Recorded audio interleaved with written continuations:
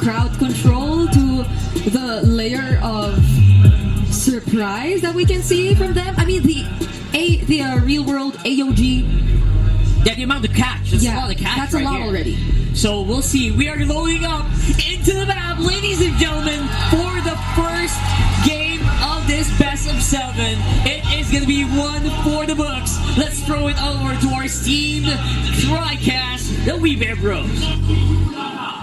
Rock Hard Brigada, thank you so much. An amazing pre-show, an amazing opening, and it's electrifying here in the MPL Filipino Arena. It's Season 16's Grand Finals. It is us, the Wee Bear Bros, Nice Leo and Redmar, to take you guys through, hopefully, 7 games. Oh, 7-game grand finals, and we're in for a surprise. Light gets his Franco back. Liquid did everything they could to deny UA Heroes in the second phase of the banning by taking away Sicilian and Ovaria, but he still ends up with a really great pick in the Farsa. Franco and Farsa together in the center of the map, but we're starting to see here again. With more Eves, we're getting reminded why Eves is such a nuisance now in this current metagame. Once she starts getting cooldown items on her, bro, she's gonna deal damage really quickly. In terms of the emblems, nothing too crazy, still pretty much run-of-the-mill. The reputation on Lights Franco rings true even in Season 16. Undefeated going into this game. So you know that even if the drafts kind of regressed to a pre-project next status, Yeah. everything that we've learned through the playoffs rings true.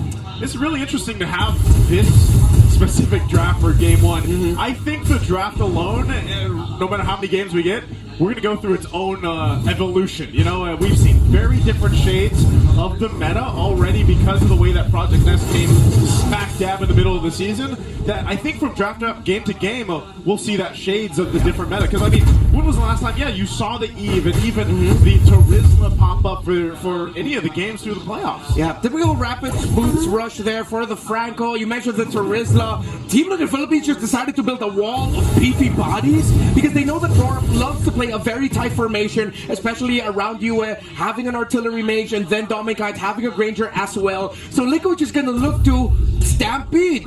If not in terms of the rotations, then in terms of just winning the team fights through sheer brute force. You'll have to watch Sanford and Edwards' timings here and which team can help which EXP laner better. Turtle now at half health. Carl TD rolling Demon Kite out of that pit. RWM the answer. Sanji catches a good amount of salvos. Sanford draws first blood on Demon Kite. Turtle gets reset. Yue chasing Sanji. A shield on this Eve. Not gonna save him from Yue. And Yue is way behind enemy lines. How's he gonna survive? Like they're back, surfing it up the Demon Kite. He is ready. And in comes Tiel, serving up a kill for the cavalry. And look, Yue's still alive. Is he going to be able to escape this? He has wings by wings. He's trying. Yue, No way. very low. No one gets it. He survives. A big overcommittal there by TLPH. Rora will get this turtle. Okay. They talk about a fight for the first objective of the game. And they went back and forth. They traded for kills, but ultimately that objective goes in the hands of Demon Kite. And so they get that. Again, they're holding on to this very minor lead for TLP. You saw the stats there, by the way. The win rate between a classic gold lane matchup that we see in terms of the heroes. The Granger versus the Herod. Interestingly enough, that TLPH got that Herod too, because we all know, we've been talking about all season, Domin Kite is probably the best Herod in the season. Oh, yeah. Definitely the best record, best performance, rarely loses lane. Now he has his hands on a Granger who decided to rush a Hunter Strike. Nothing too greedy, not going for the Sky Piercer rush. Of course he's going to be second building that, but a different flavor. AOG coming in, Danny JP, Salmon Force, Biohev, light in the middle of it all. Real world manipulation, the answer.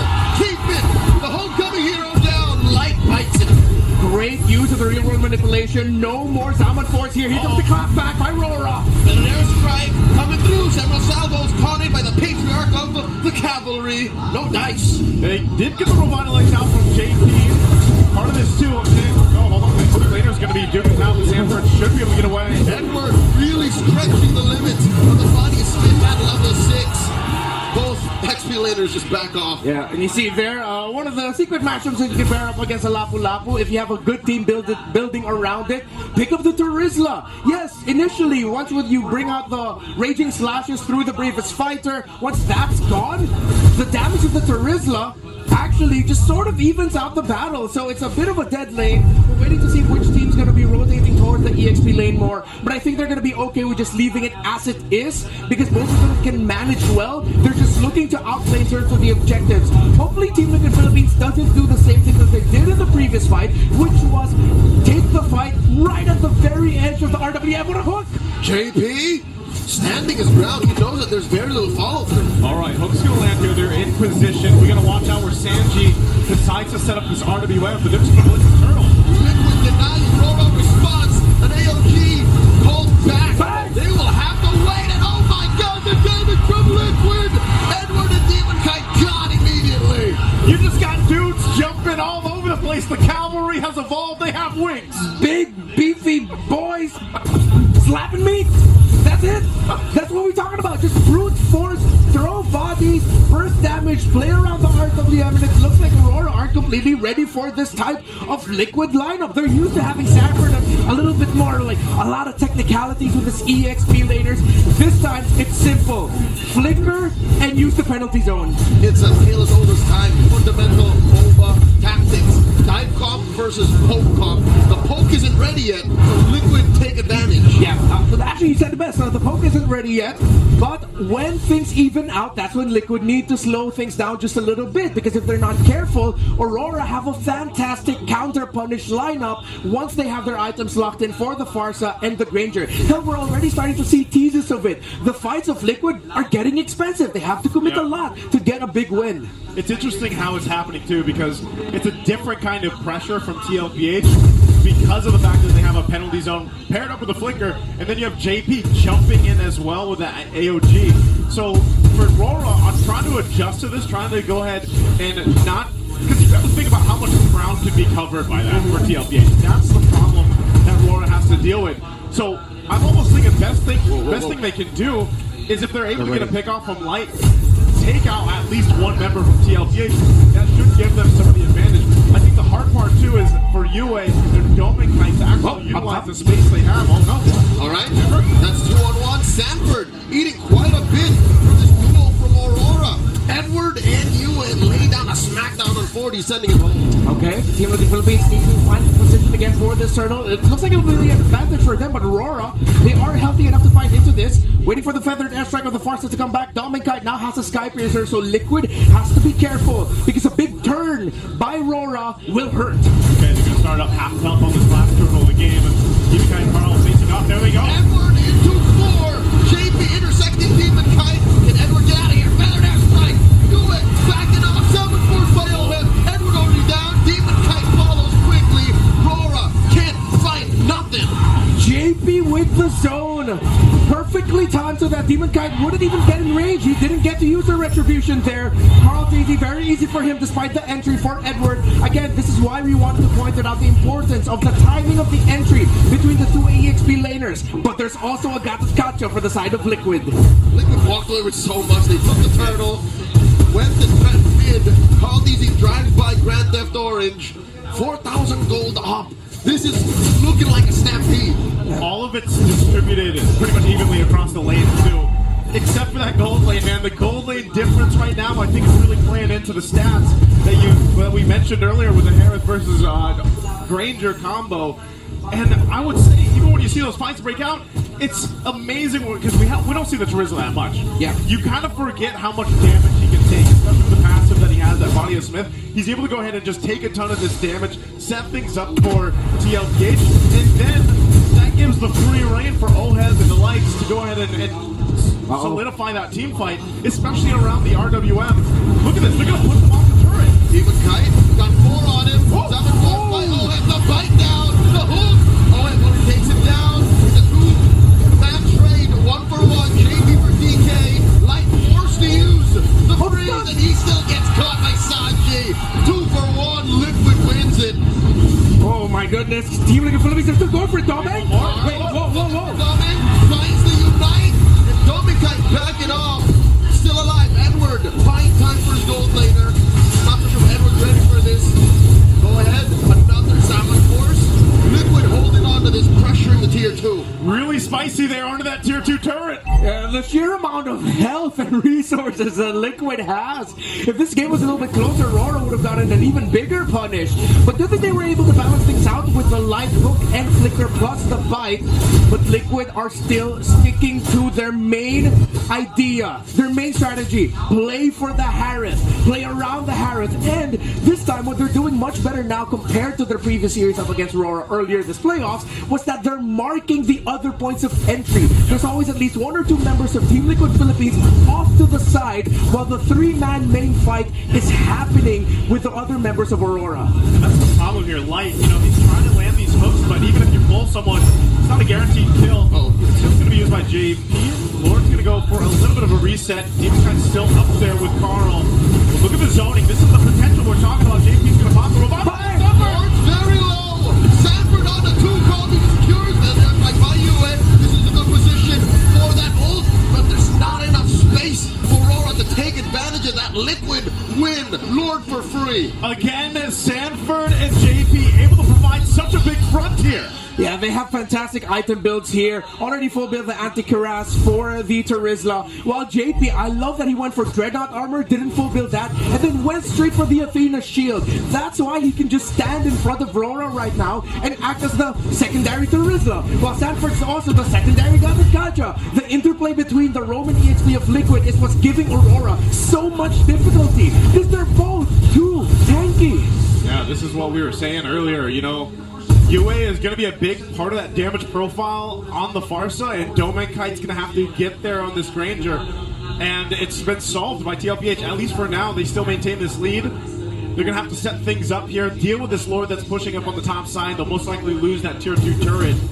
But now for Aurora, what can they do here on the defense? What are they capable of turning around to get this game in their favor as they face down that 6k deficit? Well, if they have the reach, this is the perfect defense comp that Aurora has. If Liquid decide to throw bodies and mess up, it's going to be dangerous. They forced the flicker out of Domenkite, so let's see if Liquid will force any issue. But the thing is, there's no minion waves at mid, but they might try to play through the Lord. The minion wave at bot not going to be enough, but now they can't risk it at this point. Again, they have the Farsa, the Granger, which is already up to a Malefic Roar, so they have to be careful. Domenkite was fighting for his life. They will save this tier 2 in mid, but at 12 minutes, Holy Shields just retract anyways.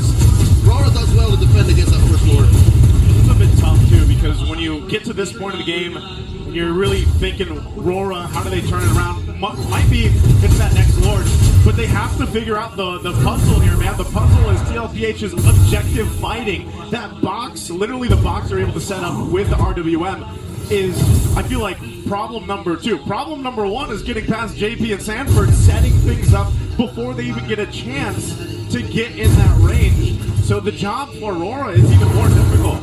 I mean, even Demonkite can sit in front of that all day he wants, but if the rest of the team can't join him and he's zoned out, he's going to continue to die like he has. Yeah, already up to the Magic Lantern after the glowing wand for that Eve. You see the Lapu-Lapu and Fredrin both had to build Radiant Armors. Waiting on, I wouldn't be surprised if that will also be a Radiant Armor for Light later on. Because right now, the magic damage brought out by the 3 heroes on the side of Liquid, the Eve, the Gatot, and the Harith, it's what's stopping Aurora from being able to fight comfortably. They played around the pick-off style roamer up against a roamer in the Gatot Gacha who can just stand, front, hold, use their Revitalize. That reapplies the pressure now to Demonkite, which again needs time, but then he couldn't get that time because he also had to act as a secondary frontliner for the team, so it was a risk that Light ended up with Franco. Let's see if Aurora can somehow miraculously turn it around. See Howard for Domek. Here we go.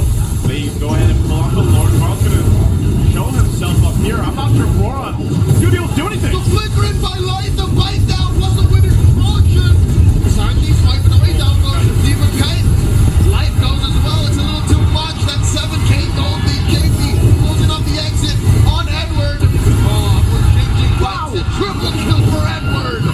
Liquid let go of the Lord to take care of that purple, but the cavalry continue to stomp forward. That is economy dip at its finest. showing they just have too many items, too much damage.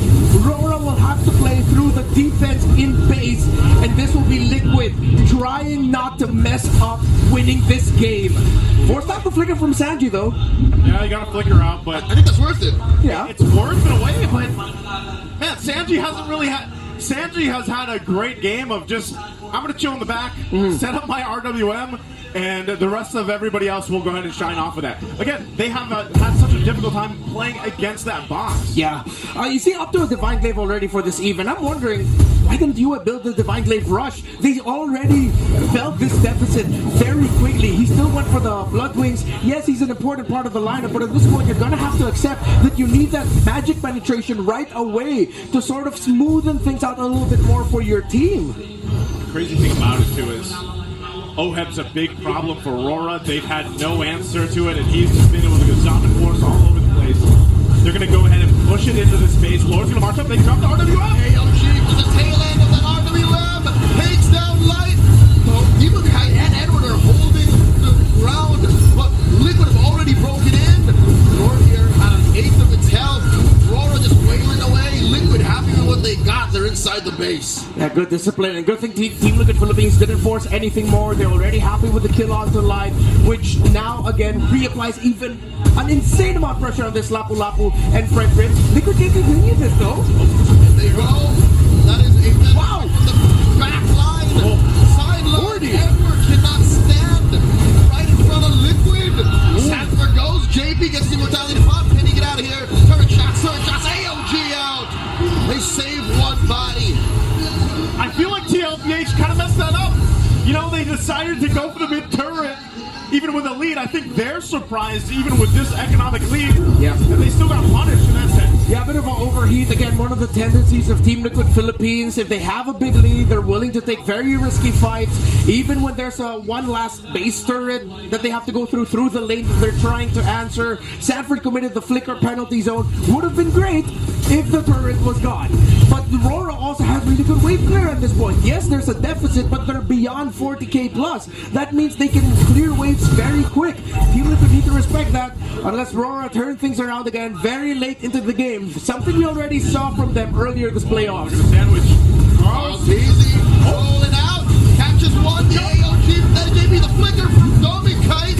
And of course a few salvos from Doming and you. And JP bites it. DK for the dead. They went for a play.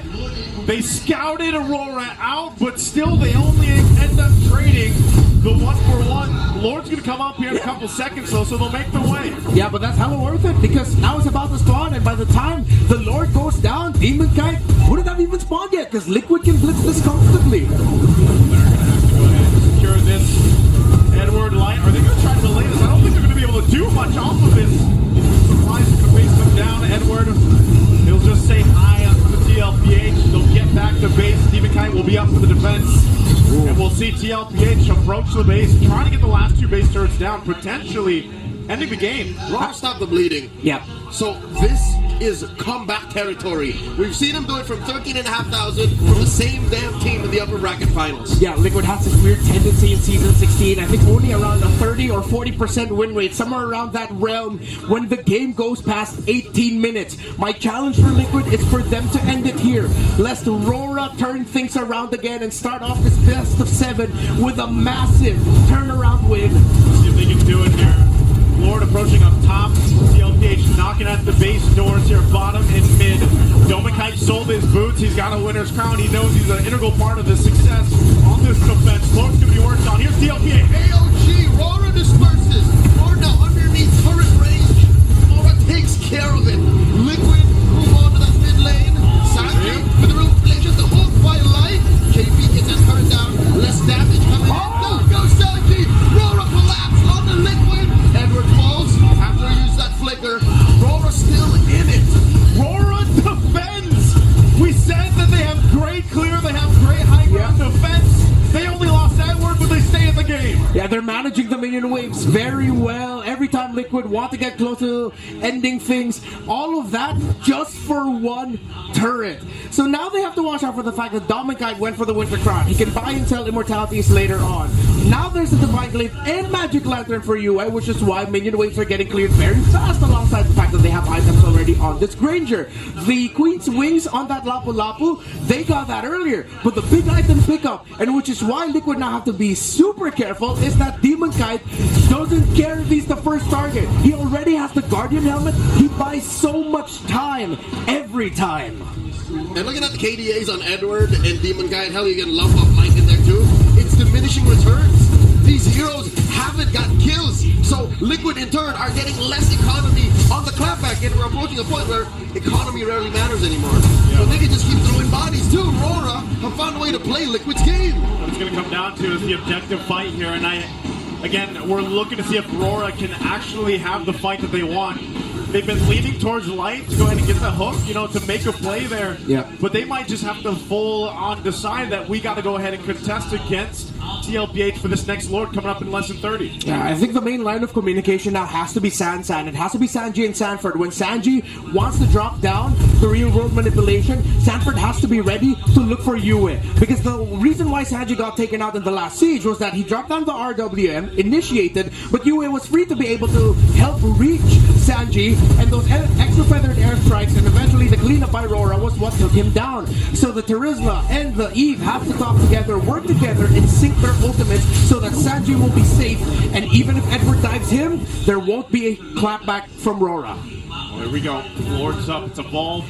Close to 20-minute mark here. TLPH still maintaining the lead that they have. They'll grab the buffs, give it over to Oheb as he grabs the purple and then the orange. Oh, man. Look at the positioning here, too, for TLPH. They know they don't have to rush this.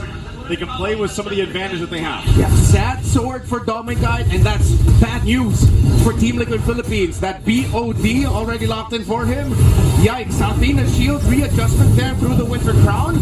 Rora, they can contest this, and Liquid, hey, if they mess up, this is gonna hurt. Here, they're gonna go for this. Oh, in trouble, there's the hook. We'll go to JP. Light does not want to fight. And we see Edward backing off, not committing any ults just yet. Lord at an eighth of its health. He's trying to get there, but he's trapped. Sanji with the real manipulation, swiping left, swiping right. Oh, Light, this Demon Kite goes down. The fight down by Light, cancelled, and backing off. He uses Splinter. He goes down. Kill gets another. Two for none, the trade. In comes Edward, holding the line. Rora does not like the situation they're in. Oh, Sanji bought the immortality. JP as well. They jumble around, and now it's only two on the defense. No Lord taken, but Lord inside the base. Down goes Ewan. There's minions for Liquid. The cavalry start off strong. 1-0. JP found Dominkite.